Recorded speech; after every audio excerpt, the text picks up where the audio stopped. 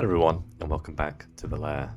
Today we're looking at the D30 DM Companion Guide, available on DriveThruRPG for $3. It's an absolute steal.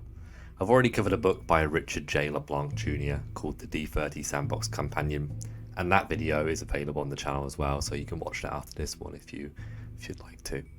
Before I get into this video, I want to commend Richard for producing great value for money in a time where inflation and austerity has made it more difficult for people to buy useful supplemental books to kind of help run their campaigns. There are lots of products I've seen online, especially more recently, which have a very exaggerated price tag. And I don't want to demean the value of anybody's work, but there are some things I've seen that are just a little bit overpriced, and I've always found that Richard's work is more than worth the money. So let's dig into the book and see what it has for us today. As always, make sure you guys like the video, and if you're new to the channel and enjoy my videos, I'd appreciate a subscription, as I'm slowly making my way towards 5,000 subscribers. Thanks guys.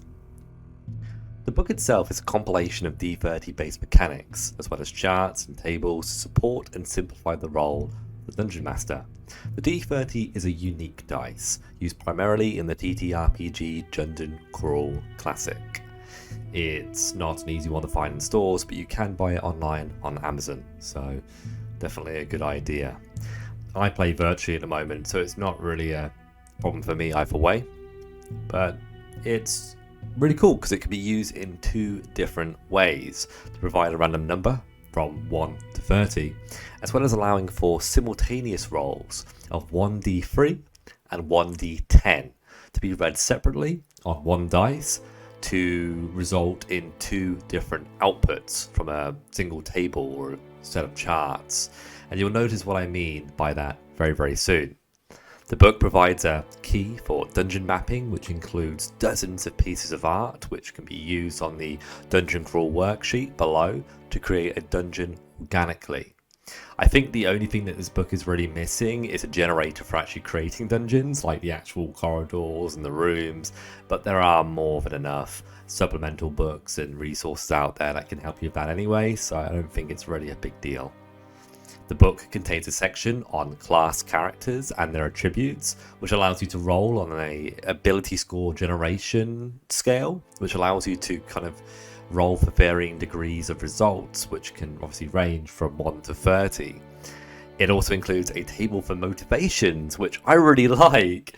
It's very simple, and it can be used for your hirelings to kind of give them a little bit more colour.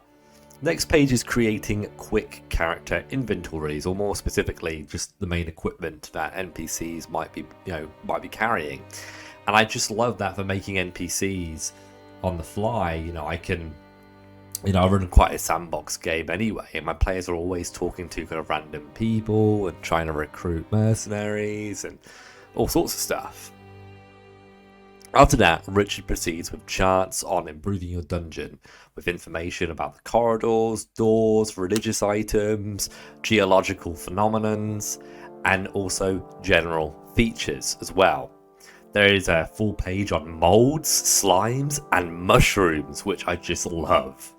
And it includes descriptions, coloration, and even their effects as well. It doesn't explain what the trigger is for the mushrooms to produce their effect, such as like consumption or smell or touch, but I guess you could kind of come up with that yourself. Like smell, like inhaling, right? Exactly. There are multiple pages on creating traps, and honestly, I'm really pleased about this. It automatically makes this book worth $3, just that page alone. I don't really have a lot of resources myself on actual trap crafting, and if you guys actually know of any good books that have lots of variety for charts and tables of traps, yeah, please post please post it in the comments. I really need some help. And I find that it's an area of homebrewing that the community is pretty weak on. I mean, that's from my personal experience. I like the fact that various trap types are available as well, like magic and seeding traps. I would never have thought of using the sleep spell as a trap, but actually it sounds really cool. Why wouldn't a high level wizard use a spell like that to try to thwart the player characters and put them to sleep? if a wizard who can cast 6th level spells puts a 6th level sleep spell on a trap, that could put a full group of low level characters to sleep, or at least most of them.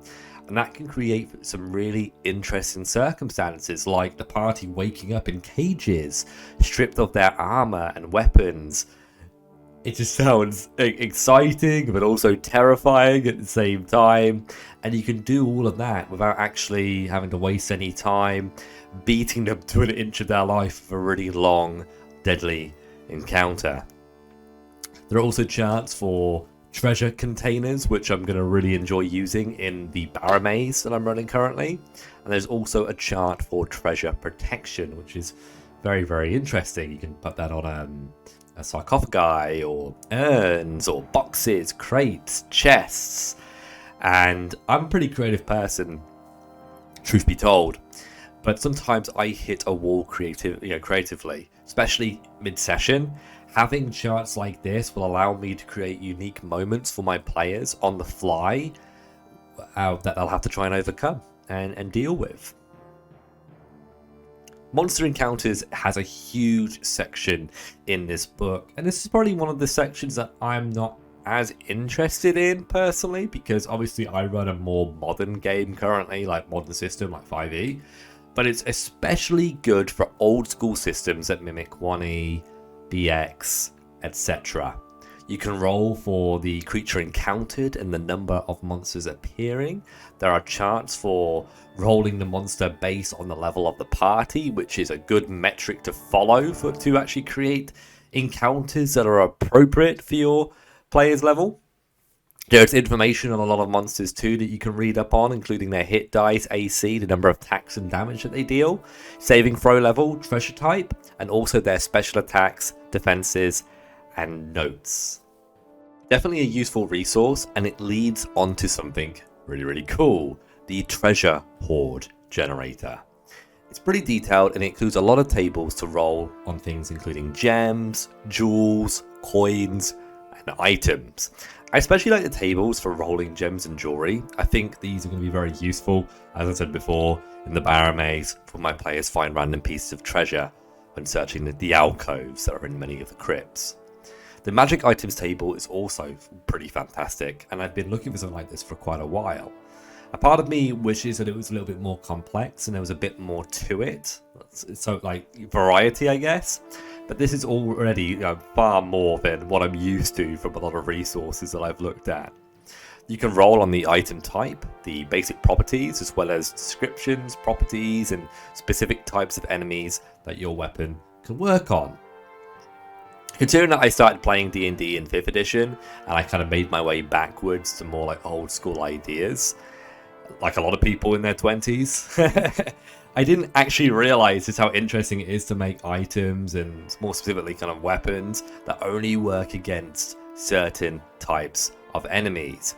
It makes the idea of handing out more magical items a lot more comforting in my head, as it would provide each item value in a different way, meaning that they're more likely to use it for certain situations or adventures. This is rather than the items, and more specifically weapons and armor, being discarded as soon as something better comes along that's better than their item in every single way. Because the big issue, right, and I'm sure a lot of you guys are going to understand this, is that the Dungeon Master feels like they have to, continue to give out better and better and better items, stronger items, just to kind of satisfy the dopamine levels of the players at their table. If I gave you 2 weapons and one of them was really good against dragons and one of them was really good against undead, it's likely you'll swap between them depending on the scenario, and I think variety is the spice of life. So yeah, I really, really do like it. The chart for scrolls creates over 18,000 variants by rolling on the various charts, and I just think that's fantastic. I mean, there are so many variants based on all of these different charts that I've been talking about, all these different tables that create so many interesting and unique items. And there's also one for potions as well, which I think I'm gonna have to start using because I've got a couple of herbalists in my group, and I feel like this could really add some value. And the players keep finding potions in the dungeons that they're going in, like the Barrow Maze, and I'm running like a side quest in the Keep of the Borderlands currently for my other group, so there's quite a lot going on. But being able to roll for taste, odor, color, and look, it might not sound that valuable, but it allows you to build a very rich narrative for your players, which can really draw them in and get them excited about what you're talking about.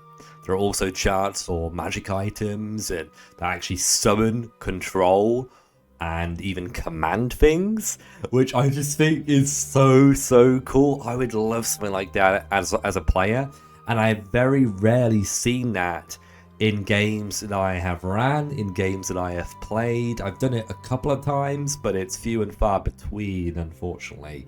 And I really like the idea of creating an item that allows a player to summon like a low-tier demon or an elemental, for example. Maybe just for like a limited amount of time, but still really cool.